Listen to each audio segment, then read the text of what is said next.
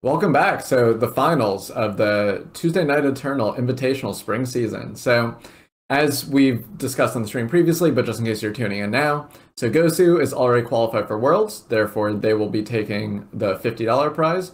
GameGromp, I guess unless if they really don't want the seat at Worlds, but likely wants to go to Worlds, therefore they will take that prize. So this last match is just for the title. We're going to make a small adjustment just because of between time and the stakes being a little bit different for this match versus all the other matches for the top 8. We're going to change this back to a best of 3. Originally, in the original programming, if you were watching the VODs from the beginning, we said it'll be a best of 5. But we feel like a best of 3 is still genuine to the outcome of the match and, you know, whoever deserves the title and such.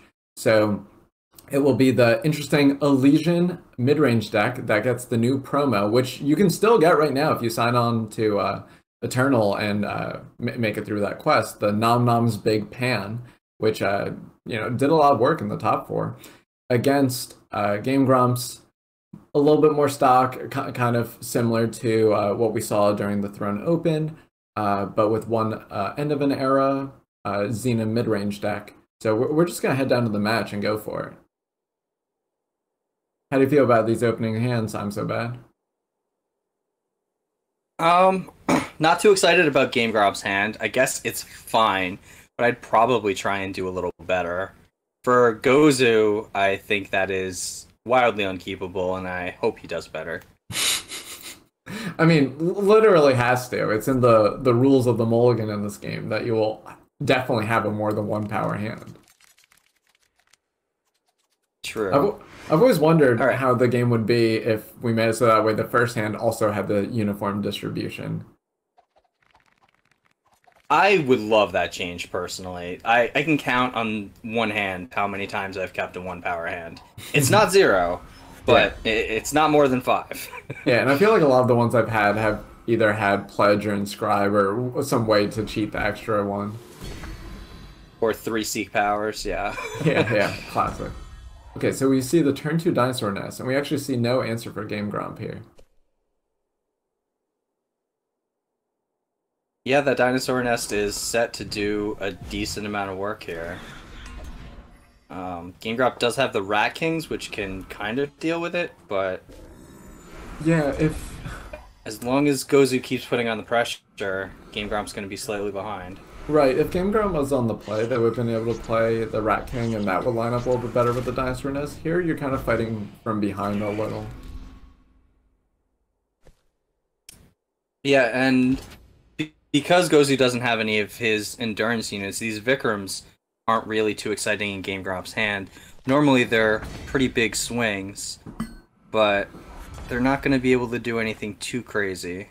Yeah, luckily GameGromp doesn't have as much obligation to play Vikram. Like, you could choose to play on the Hexavore if you think that's going to be a big enough threat, but that's kind of just playing into the Krogar turn. I think we might just see the Dunehill clan and a pass here from GameGromp. Either that, or you could play the Rat King and shrink one of the 1/1s, which makes sense because you might want to start taming the board before the Shelter Valley comes out, and then, which is happening in 2 turns, and then... But the Hexavore is still kind of a problem. But I think we're just focused on managing the Dinosaur Nest first.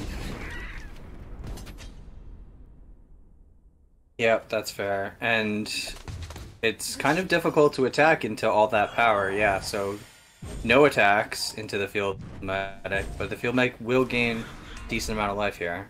Mm-hmm.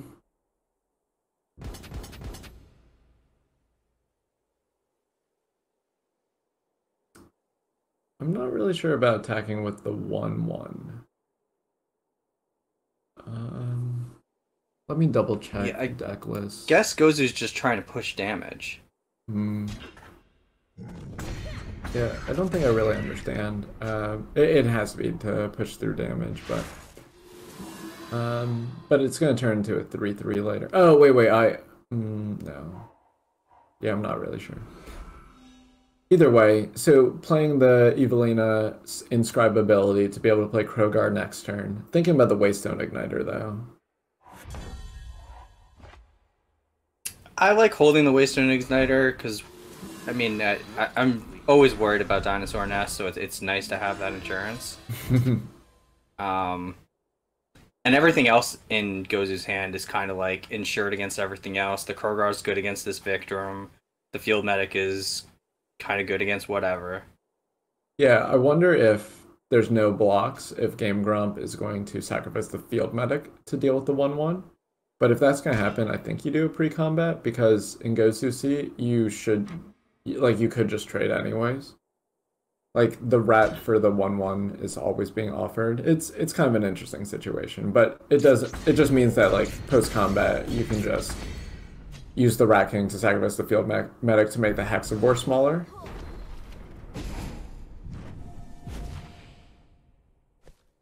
Why are we sacking a Field Medic instead of a rat? Because of Krogar.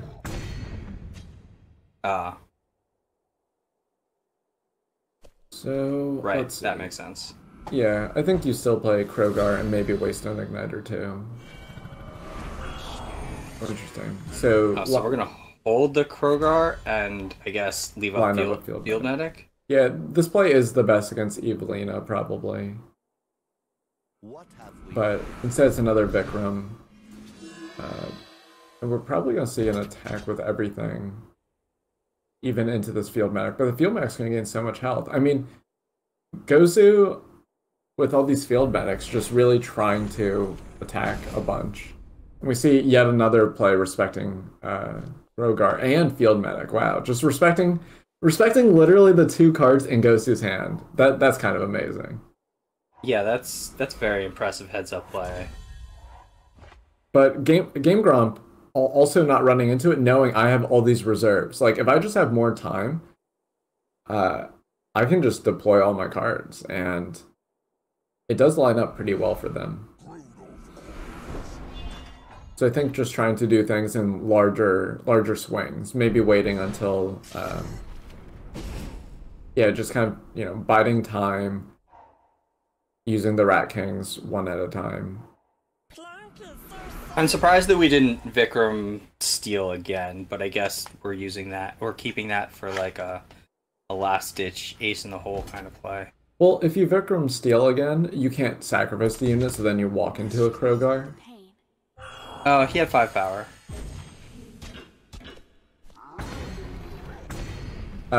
There wasn't a unit on the other side. Like, you can't just sacrifice the unit on nothing. Oh, good call. And then here, being able to deal with the Plunk in its entirety. So yeah, not the flashiest board. It's not common that you see 3 Vikrams played and nothing really profited off of it. This board is pretty good for GameGromp. You can even just play Evelina. Oh no, you should probably just play the Carnosaur. That way you can gain life next turn. And as I noted in the match against Lightsat Ace, like, Carnosaur is one of the best cards in the matchup. It lined up a little bit differently last time, just in terms of the board presence and a Plunk being able to produce card advantage, but here the swing is going to be pretty big. It has Deadly, so... Yeah, Gozu's gained a lot of life, but he doesn't really have a good way of closing. Like, a Teriax mount would be huge, but without that kind of evasion, GameGromp has the ground pretty well locked up. Yeah.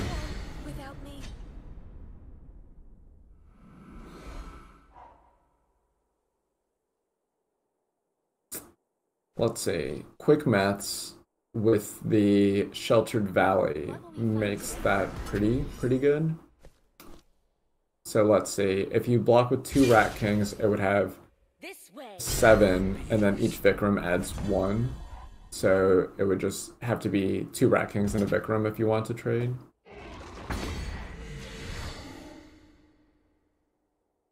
But the Black Maw Carnosaur just really going to town, starting to equalize the life totals, but really just pulling ahead on the board. From Gozu's side, this is a spot where you want some Curiox, some Bren's Insight. You want the cards to start flowing, and that's what happened when Gozu beat Lightsat Ace. Despite all the Black Maw Carnosaurs, it was really just a card advantage battle. Here, Gozu doesn't have any of their card advantage. Yep, that's true. The Pan just takes out the 5/5. But that Carnosaur is doing a ton of work. 12-point life swing every time it hits. Yeah, I wonder if we're gonna see the trade for Evelina here. Oh, it doesn't even trade because of the Rat King. Yes, of course. Yeah, so Rat King shrinking down Evelina so that a double block is necessary to get rid of the Carnosaur. And gozuuu not willing to commit all of his resources just yet. On the bright side, no more lifesteal.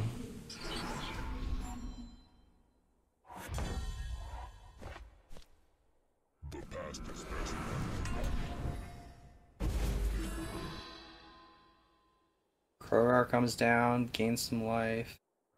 Now this board is all kinds of clogged.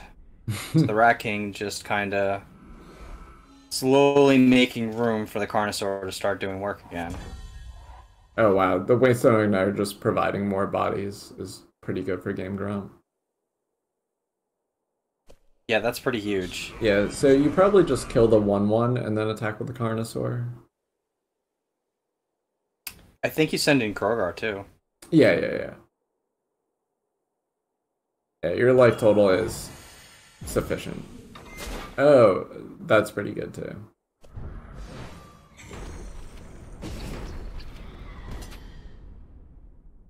So what that does is it helps make future Evelinas not as good.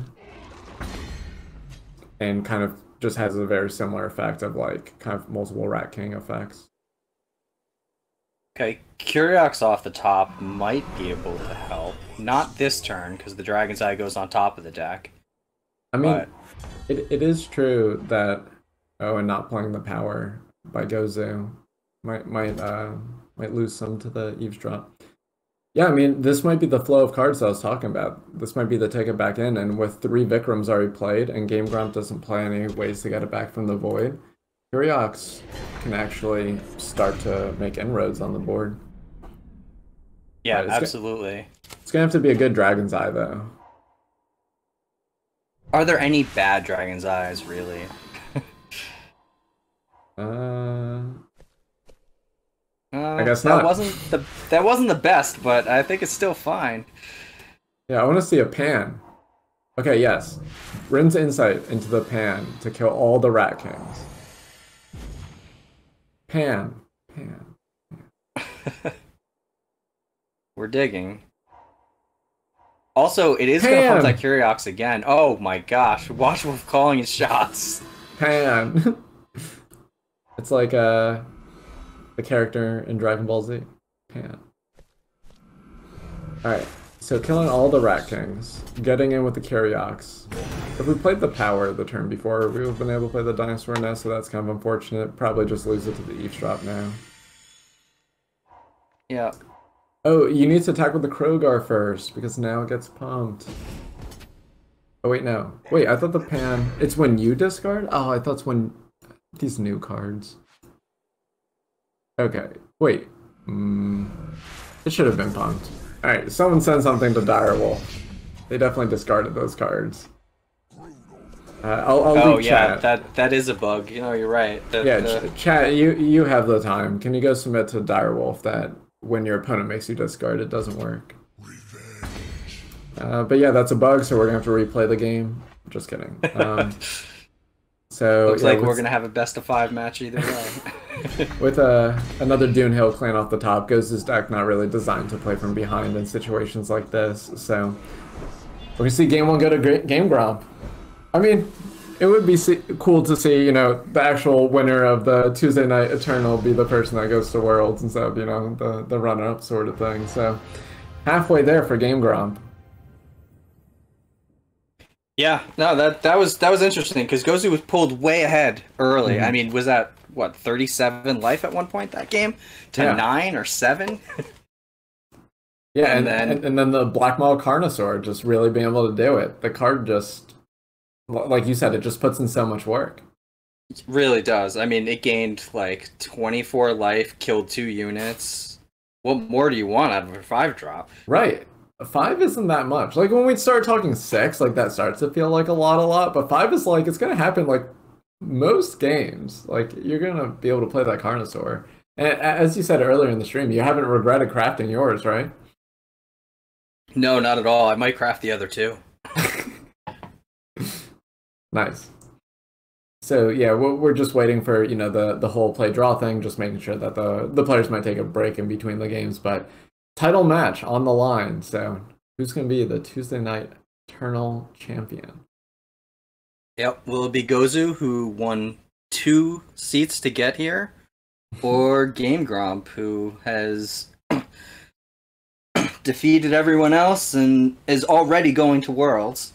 Yeah, and kind of just burst onto the scene. Like I mentioned earlier, like I haven't heard of them. Then I was commentating one of their the TNE challenge where they kind of put the Argenport. It was an expedition, I guess, like the expedition Argenport deck on the map, and everyone just kept on copying GameGromp's list. I'm just hearing their name everywhere. They're great in the booth, so definitely a welcome addition to our community.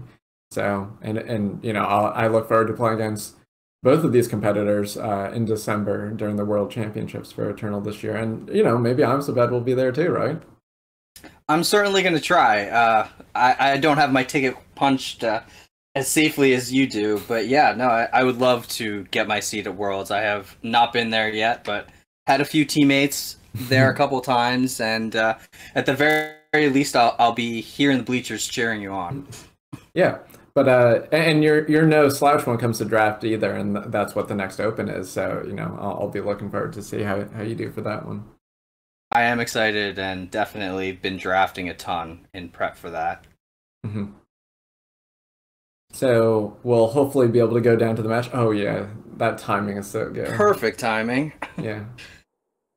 All right. So it goes. So GameGromp not going to keep this hand, I would expect. However, gozuuu has got a pretty nice starting hand. Right. So what recourse does GameGromp have against Plunk when they're on the draw? So they are playing Zito, so that can kind of like match up fine against it. They have Waystone Igniter, and then Field Medic's like a turn late, so I think the Plunk is just gonna connect and really hope to smooth out gozuu's draw. Yeah, I would expect Plunk gets in 1 or 2 hits at the very least. Pretty much regardless of what GameGromp draws, just because gozuu's going to be on the play. Yeah, it could be possible that you just see turn 2 Plunk into turn 3 Plunk, and then you contract after that, just to like get more beat down on the play, instead of just valuing the cards. It'll be interesting. So this hand from GameGromp, we do have Field Medic on turn 3, but yeah, it's not enough early stuff. This was definitely the best of the 3 hands we've seen. It takes a lot of self-control to mulligan down a 6 there, but I really like that decision from GameGromp. How do you like playing Zito on turn 1 instead of being able to play Dinosaur Nest on turn 2? Not a huge fan. I've been punished by it a few times, but it does kind of give gozuuu a chance to, you know, make a bad discard or something like that. So, you know, there are pluses to it, but I think I'd rather see a Dinosaur Nest on turn 2. And how do you like the discard from gozuuu? I think that's fair. I Yeah. might have discarded Curiox, but I think that after looking at it, this is a better discard. Mm-hmm. Yeah, I agree with this discard. So it's like Krogar is your better answer to Vikram, but the way the game's kind of lining up, you already know you're allowed to play a card advantage game where you have these Plunks, you have Curiox, like you just got so much like pure material rolled up that you'll probably just find another Krogar later. Meanwhile, the Curiox is kind of irreplaceable in how many cards it's able to draw. Yeah, and given that the Plunks are likely to get in for a few turns, that you'll get to Curiox, so keeping it in hand definitely seems like the thing to do. I do think it's funny that despite having casted a few of these, we still haven't seen a Hexavore discarded to a Zito, but it was really close this time. Yeah, I was just looking at the Hexavore in gozuu's hand, and I was like, he didn't have that when he got Zito'd, right? Yeah. Oh wow, so the full debt. Sometimes when the full debt is done, you end up in spots where, as the opponent, you're able to just develop knowing that your opponent can't do anything. And that's kind of what happens here, where this field mech's able to come down and just safely eat a plunk. I think we might see another contract, though. There's just such high payoff if you're able to find the power. Especially that he can just throw down a nest or even the Hexavore if he needs to. Yeah. Mm-hmm. I think that Gozuu's just so far ahead on resources that he's willing to trade the plunk away. And there's your favorite combo. That is my favorite combo. Plunk in the air is even more safe than plunk on the ground. Oh wow, and then Scribe from Evelina coming in pretty clutch there to help pay off the debt next turn.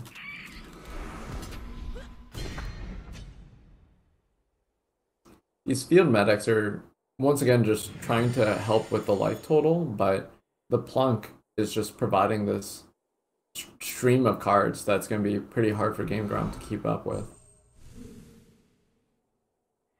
Yeah, it really is difficult to come back, especially when all of Gozuu's threats are going to start to be in the air rather than the ground.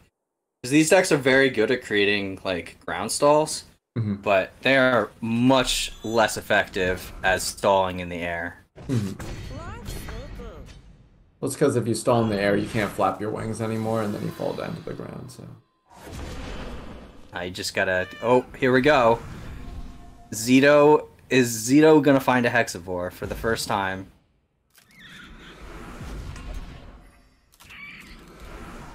There are too many dinosaurs. No, Zito is not gonna be contracted. GameGromp, I don't know if he knows, but wow.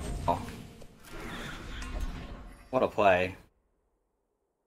I definitely would have walked right into that Hexavore. I mean, GameGromp's no slouch, right? They know.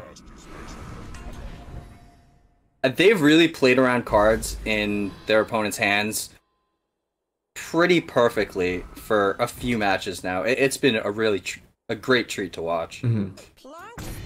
Yeah, and you know that's something that could be useful for practicing. You can rewatch these matches, you can cover one of the hands, and you can say like, well, what have I done in these situations? And you know, it's a little bit easier for us because we get to see everything and then like say the decisions, or we get to look at the deck list. We don't have the stresses of the matches, but these players are just doing it live, which is, as you mentioned, a treat. Yeah, one of my favorite things is to watch some of these players come up with plays that we don't come up with, where they only have half of the information that we do, and they're still doing better things than we can do. Yeah, like that's great entertainment for me. Yeah, exactly. It's hard to believe sometimes. Just real experts at the game. Nom Nom's Big Pan. Wow. And then the Bren's Insight. Here it is. Oh, that's so much damage. Oh, and you get to jump something? Oh, baby. Oh, wow. That's just lethal. Wow. The Pan Bren's Insight combo just dealing so much damage. Gozuuu not going down without a fight. This one's going to Come 3. Back. Come back. I'm the words Watchwolf 92. I'm joined by these other words. Oh no, and no matter how many times we try to transition, we are just lost into the ether. And you know, so I'm so bad. Have you ever played the board game Steampunk Rally? I have not. No. Okay, so it's like a game where you're like some inventor from the past, and it's a drafting game where you draft different parts for your invention, and then you like use different resources and stuff like that. And it can clog up your engine, but maybe you spend some other resources to like to like be allowed to clean up that sort of area to be able to reuse them. And then, but eventually what ends up happening if you're doing it the most optimal, and then that happens as you're moving your car or your invention. And you can also just take pieces off and just throw them to like the side of the road. So pretty much the optimal way to play is you're the first person over the finish line, and then your like invention literally just falls apart.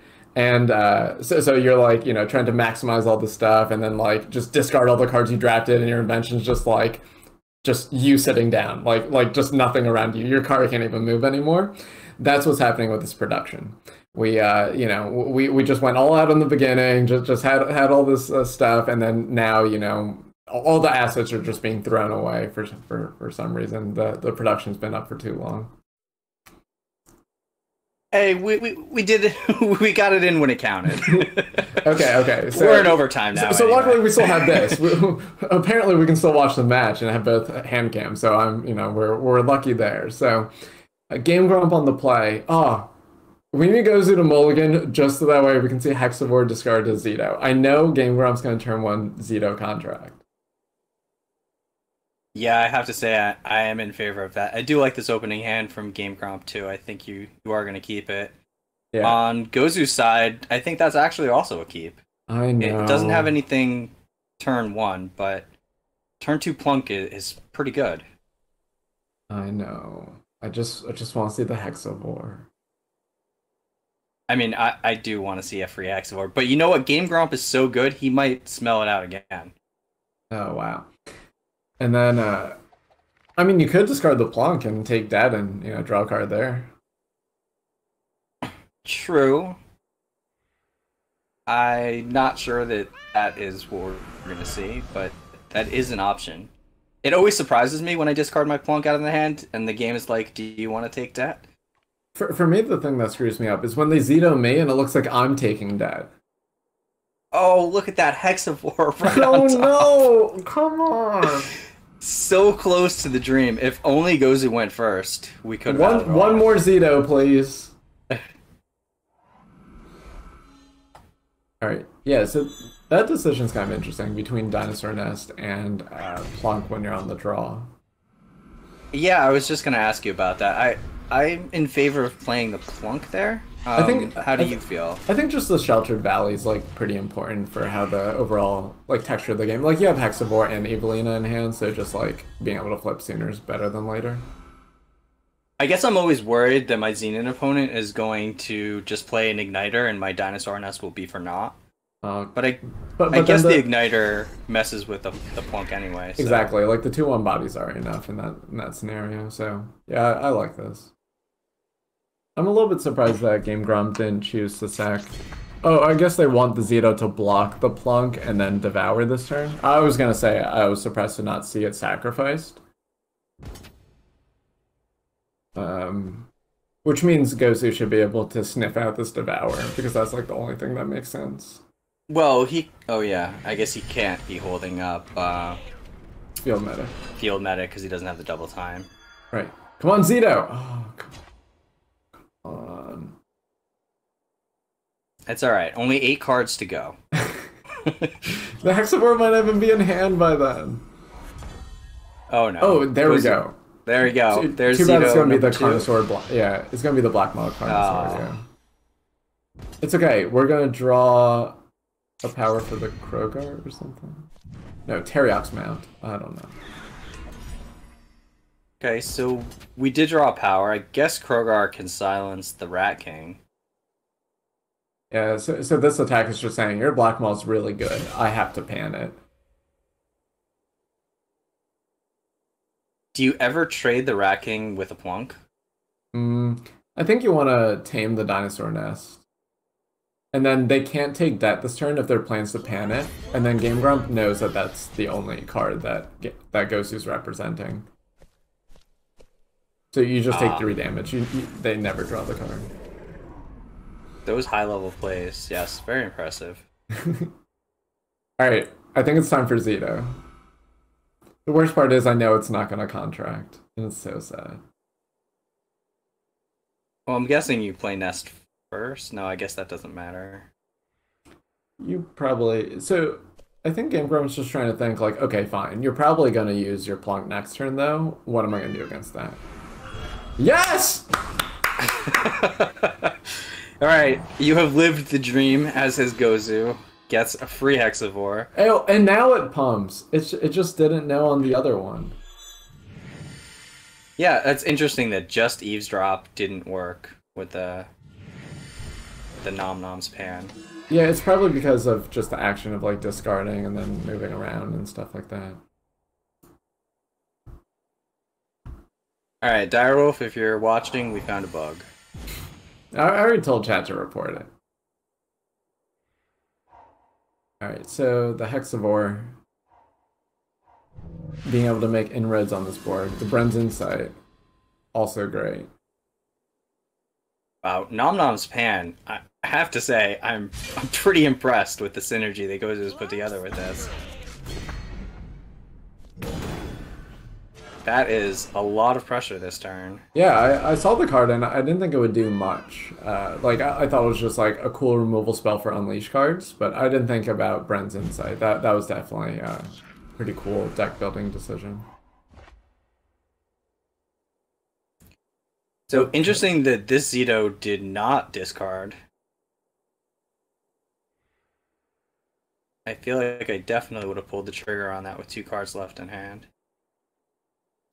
Yeah, so I think you might just Vikram the Hexavore and then use your Rat King to play around Krogar or a removal spell.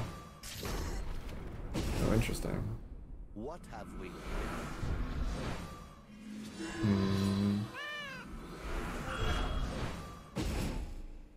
Okay, so we held off on that because we... Okay, interesting. I don't know, the Hexavore's too scary.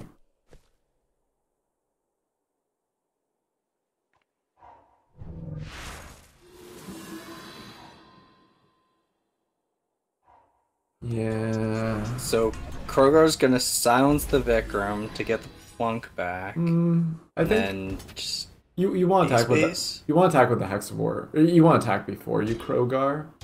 That way, like GameGromp doesn't have any ways to get units back from their void. So you want to like make them prioritize differently because they think that they might be able to keep the plunk. Yeah, I agree with that.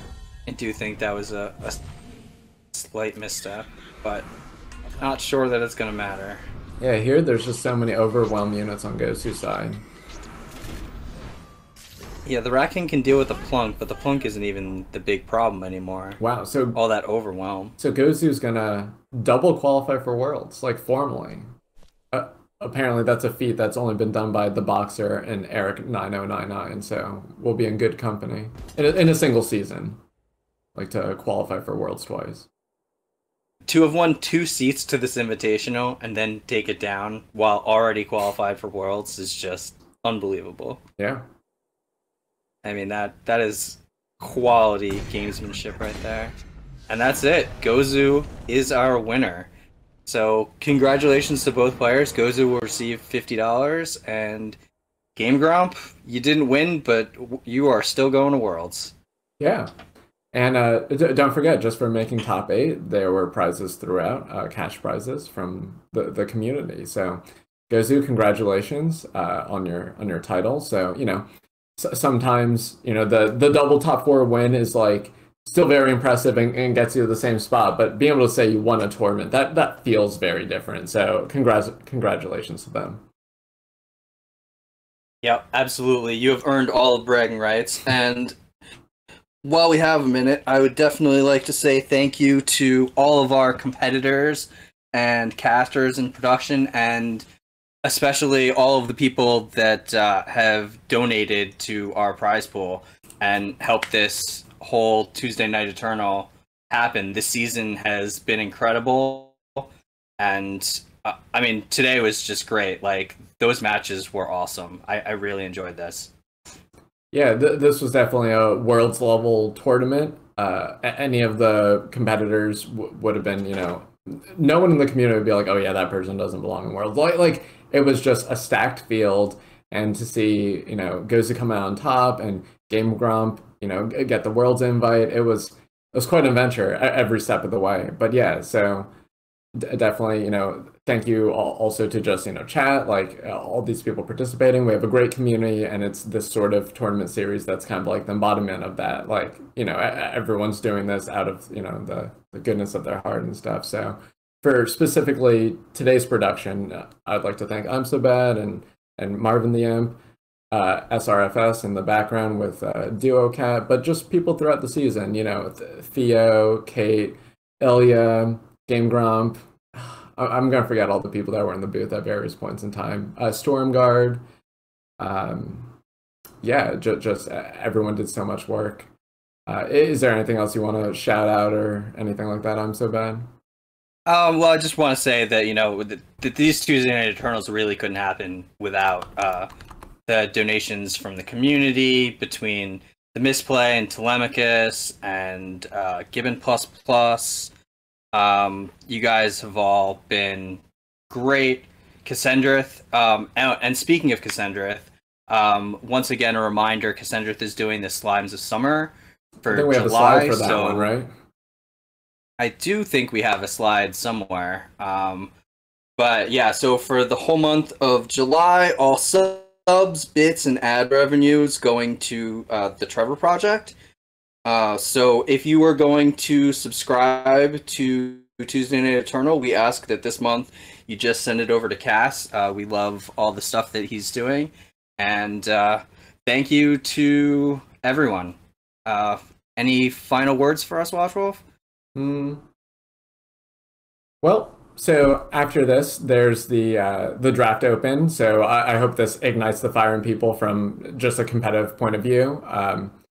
All these players that played this season were able to get, you know, real prizes despite there being no entry fee. And, you know, I know the opens cost like gold and stuff, but between watching the archives and growing as a player, this is a really good opportunity to practice with like open deck lists, which was really cool.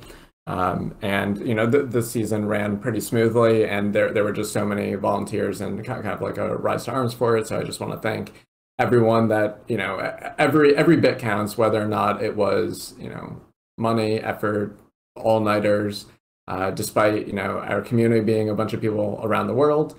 It's one of the better communities. It's a large part of why I stuck around with the game as well.